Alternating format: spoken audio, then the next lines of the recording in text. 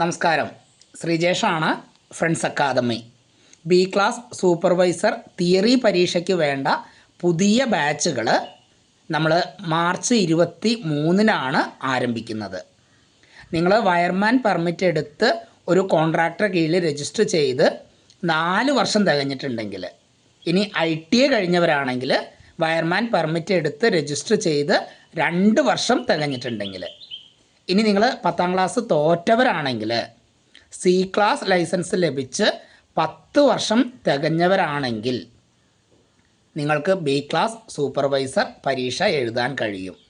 നിങ്ങൾ B class supervisor പരീക്ഷ എഴുതി നിങ്ങളുടെ പേരിൽ തന്നെ കോൺട്രാക്ടർ ലൈസൻസ് എടുത്ത് മുന്നോട്ട് പോകുന്നതാണ് ഭാവിയിലോട്ട് ഏറ്റവും നല്ലത്. നിങ്ങൾ ആലോചിച്ചോളൂ, സമയം കളയരുത്. മാർച്ച് 23-നാണ് പുതിയ ബാച്ച് ആരംഭിക്കുന്നത്. Okay, thank you.